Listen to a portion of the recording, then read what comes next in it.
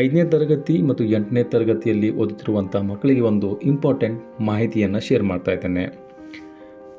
ನಿಮ್ಮ ಮನೆಯಲ್ಲಿ ಯಾವುದೇ ಮಗು ಶಾಲೆಗೆ ಹೋಗ್ತಾ ಇದ್ದರೆ ಈ ವಿಡಿಯೋನ ತಪ್ಪದೆ ನೋಡಿ. ತುಂಬ ಇಂಪಾರ್ಟೆಂಟ್ ವಿಷಯಗಳನ್ನು ನಾನು ಡಿಸ್ಕಸ್ ಮಾಡ್ತಿದ್ದೇನೆ.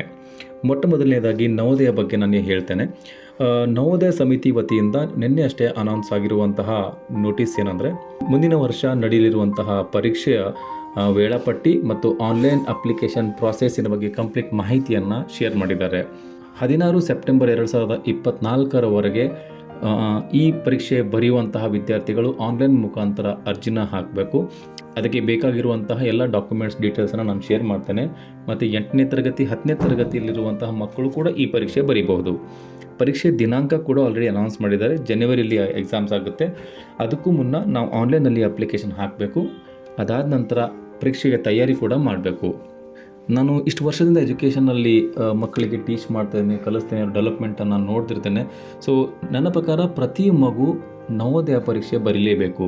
ಯಾಕಂದರೆ ನಮ್ಮ ಮಕ್ಕಳು ಏನಾಗ್ಬಿಟ್ಟಿದ್ದಾರೆ ಅಂದರೆ ಅವರ ಸಿಲೆಬಸ್ಸಿಗೆ ಸೀಮಿತ ಆಗಿಬಿಟ್ಟಿದ್ದಾರೆ. ಅಂದರೆ ಪರೀಕ್ಷೆಗೆ ಕೆಲವೊಂದು ಸ್ಕೂಲಲ್ಲಿ ಏನಾಗ್ತಾಯಿದೆ ಅಂದರೆ ಮಕ್ಕಳಿಗೆ ಪರೀಕ್ಷೆಗೆ ಅಥವಾ ಟೆಸ್ಟಿಗೆ ಬರುವಂಥ ಎಲ್ಲ ಕ್ವಶನ್ಸ್ ಕೂಡ ಒಂದು ರಿವಿಷನ್ ಥರ ಕೊಟ್ಬಿಡ್ತಾರೆ. ಸೊ ಮಕ್ಕಳು ಅದನ್ನಷ್ಟೇ ಓದ್ಕೊಂಡು ಪರೀಕ್ಷೆಗೆ ಹೋಗ್ತಾರೆ, ಸ್ಕೂಲಲ್ಲಿ ಚೆನ್ನಾಗಿ ಮಾರ್ಕ್ಸ್ ತೊಗೊಂಬರ್ತಾರೆ. ಬಟ್ ಅಷ್ಟೇ ನನಗೆ ಲಿಮಿಟೆಡ್ ಸ್ಟಡೀಸ್ ಮಾಡೋದ್ರ ಬಗ್ಗೆ ಸ್ವಲ್ಪ ಪೇರೆಂಟ್ಸ್ ಸ್ವಲ್ಪ ಯೋಚನೆ ಮಾಡಬೇಕು. ಯಾಕಂದರೆ ಮಕ್ಕಳಿಗೆ ಪುಸ್ತಕ ಓದೋ ಹವ್ಯಾಸ ಕಡಿಮೆ ಆಗಿದೆ. ಮಕ್ಕಳಿಗೆ ಥಿಂಕಿಂಗ್ ಎಬಿಲಿಟಿ, ಕ್ರಿಟಿಕಲ್ ಥಿಂಕಿಂಗ್ ಅಂತ ಕರಿತೇವೆ, ಅದು ಕೂಡ ತುಂಬ ಇದ್ರ ಮೇಲೆ ಟ್ರೈನಿಂಗ್ ಅನ್ನೋ ತುಂಬ ನೆಸಸರಿ ಇದೆ ನಮ್ಮ ಮಕ್ಕಳಿಗೆ.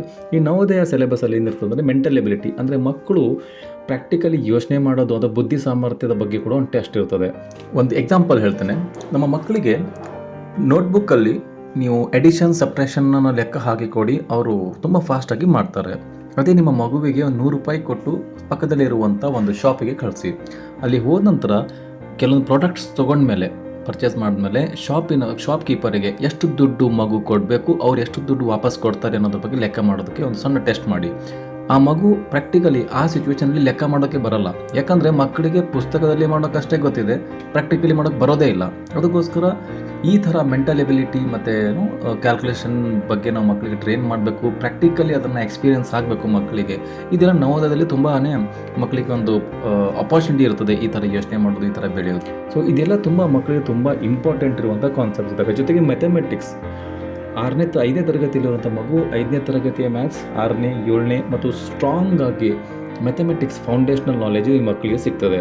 ಜೊತೆಗೆ ಭಾಷೆಗಳ ಮೇಲೆ, ಅಂದರೆ ಕನ್ನಡ ಇರ್ಬೋದು, ಇಂಗ್ಲೀಷ್ ಇರ್ಬೋದು, ಇದರಲ್ಲಿರುವಂಥ ವ್ಯಾಕರಣ ಅಂದರೆ ಗ್ರಾಮರ್ ಪಾರ್ಟ್ಸ್ ಮೇಲೆ ಕೂಡ ತುಂಬಾ ಚೆನ್ನಾಗಿ ಇದರಲ್ಲಿ ಒಂದು ಟ್ರೈನಿಂಗ್ ಇರ್ತದೆ. ಸೊ ಈ ಪರೀಕ್ಷೆಗೆ ಅಪ್ಲೈ ಮಾಡುವಂತಹ ಮಕ್ಕಳು ಆನ್ಲೈನಲ್ಲಿ ಆಲ್ರೆಡಿ ಅಪ್ಲಿಕೇಶನ್ನ ಡೀಟೇಲ್ಸನ್ನು ಮಾಹಿತಿ ಕಲೆಕ್ಟ್ ಮಾಡಿ ಅಪ್ಲಿಕೇಶನ್ ಹಾಕಿ ಹೆಚ್ಚಿನ ಮಾಹಿತಿ ನಮಗೂ ಕೂಡ ಸಂಪರ್ಕಿಸ್ಬೋದು. ಜೊತೆಗೆ ಕರ್ನಾಟಕದಲ್ಲಿ ಯಾವುದೇ ಡಿಸ್ಟ್ರಿಕ್ಟಲ್ಲಿದ್ದರೂ ಕೂಡ ಆನ್ಲೈನ್ ಮುಖಾಂತರ ಅರ್ಜಿ ಹಾಕೋದಕ್ಕೆ ನಾವು ನಿಮಗೆ ಕಂಪ್ಲೀಟ್ ಗೈಡೆನ್ಸ್ ಕೊಡ್ತೇವೆ. ಆನ್ಲೈನ್ ಕ್ಲಾಸ್ ಮುಖಾಂತರ ಕೂಡ ಮಕ್ಕಳಿಗೆ ನಾವು ಟ್ರೈನಿಂಗ್ ಮಾಡ್ತಿದ್ದೇವೆ. ಸೊ ದಯವಿಟ್ಟು ಈ ಮೆಸೇಜನ್ನು ಮುಂದೆ ಫಾರ್ವರ್ಡ್ ಮಾಡಿ. ಹೆಚ್ಚಿನ ಮಾಹಿತಿಗಾಗಿ ನಮ್ಮ ಇನ್ಸ್ಟಿಟ್ಯೂಟ್ಗೆ ಕಾಲ್ ಮಾಡಿ ಡೀಟೇಲ್ಸನ್ನು ಪಡೆಯಿರಿ. ಧನ್ಯವಾದಗಳು.